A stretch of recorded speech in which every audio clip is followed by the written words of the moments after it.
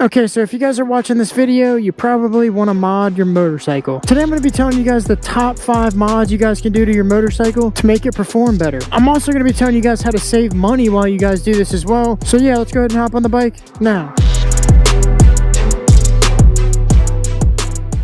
Alright guys, so the first mod I'm going to talk about is changing your gearing on your bike, guys. This is actually a pretty underrated mod. So there's a few ways you guys can do this. If you take away teeth on the front sprocket and add teeth to the rear sprocket, what that's going to do is decrease your top speed a little bit, but it's going to give you more acceleration and more torque. Now with these kind of bikes, it's all about getting there as fast as you can. If you do it the other way, bigger front sprocket and a smaller rear sprocket, your acceleration is going to go down, but your top speed will go up. Kind of depends on what you're doing. The more popular option is to make the bike accelerate faster, which would be getting a smaller sprocket and a bigger rear sprocket. And even if you just take away one tooth on the front sprocket, it's going to make a pretty big difference. Man, look at all the leaves, man. I'm riding in November, man. That's crazy. So yeah, that's a good mod that everybody kind of overlooks, is gearing your bike. That's going to make a pretty big difference. If you're racing, typically you're not even topping your bike out. I mean, especially on the road, which you should not be doing. My point is you're rarely topping out your bike. Another thing I wanted to mention is if you get lighter sprockets, they typically wear out faster. If you're just riding it as a street bike, it's not ideal to be replacing your sprockets every 5,000 miles. That would suck, honestly. And that's going to bring us into the second thing, guys.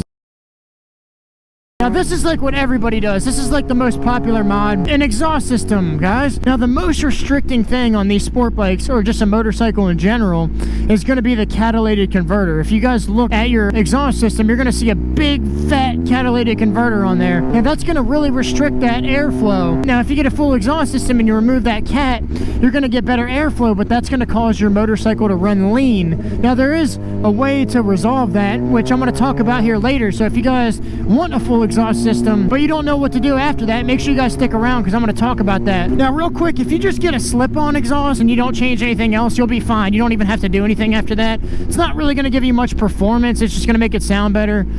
So if you just get a slip-on exhaust, don't really worry about anything after that. You'll be fine. So it obviously sounds good. That's why we get an exhaust system, right? It's going to save you some weight and it's going to give you better airflow. If you guys don't want a full exhaust system, but you want your bike to perform better than it would with just a slip-on exhaust, what I recommend you guys do is get a mid-pipe for your bike. That's what I did for this bike. I spent a fraction of the price of a full exhaust system. A full exhaust system could cost you over $1,000. They're pretty expensive. So I didn't want to spend all that money on a full exhaust system just because, you know, I don't really need it. It would be nice, but hey, I'm just riding it as a street bike, so I wanted it to just be a little louder, you know, and perform a little bit better. So mid-pipe is going to do that for you. It's going to be a fraction of the price. If you guys have this bike, I'll put links to that in the description. All the stuff I'm talking about is going to be in the description.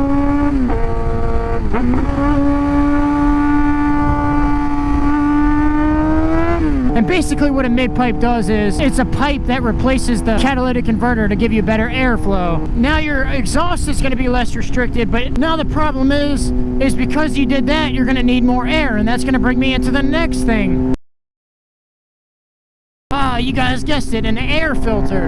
A high flow air filter is what you're going to need next. You can either get the standard or the race version. I got the race version. Do I think you need it? Probably not. Like I said, it depends on what you're looking to get out of your bike. Either one that you get, the standard or the race, you're still going to get better airflow than the stock filter. I got the race filter, and I know you guys are going to be like, hey, that's for track use only. Guys, all this stuff is for track use only. Make sure you guys stick around for the next thing too, because you can't just get an air filter and exhaust. You're going to need something else after that, which I'm going to talk about after this.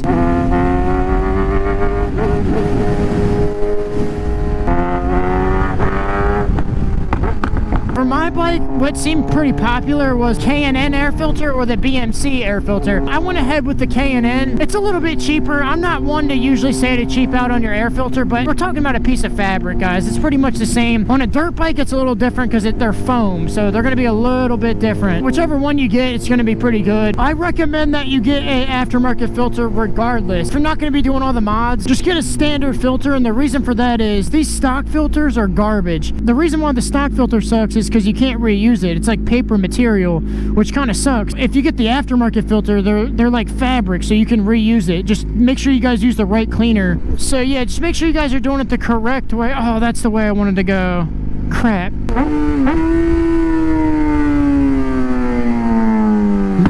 Man, this thing is so loud. That's why you got to get an exhaust system, man. You hear this thing? This thing screams, man. Now you got the air filter, you got that exhaust system. What you're gonna need next, because you got more air coming in, you got better airflow on your exhaust, now you're gonna need to add fuel. The way you do that is tune the bike, guys. So there are a few options you guys can do.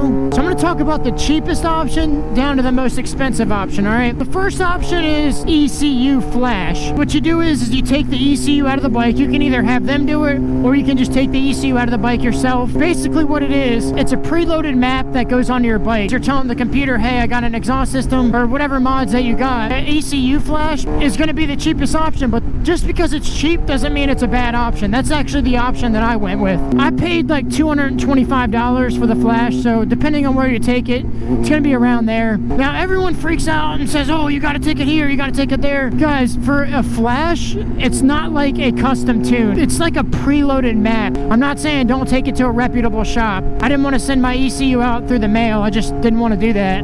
There's a tuning shop near my house, so I just had them do it, and I'm pretty happy with it. It runs pretty good. It's essentially the same as what I'm going to talk about next, and that's going to be a Power Commander. Now the Power Commander is a little bit better because you actually get a tuner with it versus the ECU flash. You just flash it and you don't get anything else after that. There's another fellow motorcycle rider right there. The reason why a Power Commander is nice is because you can put it in the back of the bike. They call it like a piggyback. It's going to be a little more expensive, around $400, maybe a little bit more. If you guys wanted to put your bike back to the stock setting, you could do that with a Power Commander. If you guys flash it, you can't really do that. I mean, maybe you could, I don't know, but it's going to be much easier to do with the Power Commander. So that's another pro with the Power Commander is it goes in the back of the bike, and you can always put it back to the stock map if you want. Maybe if you were selling the bike, you want to sell the mods separately, or maybe you just wanted it to be stock again. The best option and the most expensive option is going to be a custom tune, guys. And what they do for that is they put it on the dyno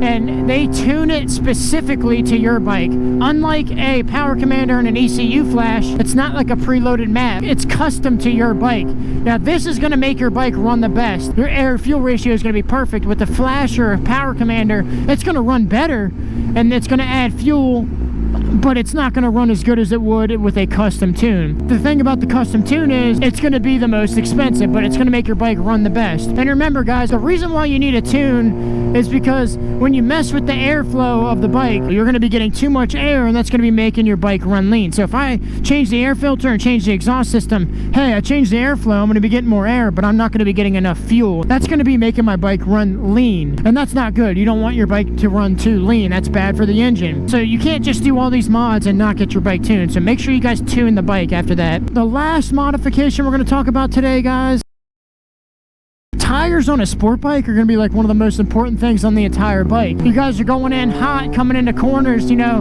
throwing that knee on the ground. You're going to need pretty good tires. Having tires that you can trust is a pretty big deal. For me, they're performance tires, but they're not full-on performance tires. And the reason for that is because I ride this on the street. The problem with straight performance tires on the street, they're going to stick to the road better because they're softer, but they're going to wear out much faster. You ever notice guys that are racing, like if they're about to drag race or something, they are doing burnouts? That's to heat up their tires so they stick to the road a little bit better. But if you're on the public road, you know, you don't want your tires to be straight performance tires because they're going to wear out much faster. You want a good balance of both if you're riding on the street like I am. So I would recommend that you guys get aftermarket tires, especially with a bike like this. That guy's burning oil or something. Blue or smoke coming out the exhaust is never good. But anyways, yeah, so tires are going to be pretty important, guys. Also too, with straight performance tires, they're going to be a little bit more slick. So like if you guys have straight performance tires out here and you're on the road and it starts raining or something, then you're probably gonna go down. You ever see those like little grooves in the tires, the little designs they have, the little grooves? That's to deflect the water and everything like that.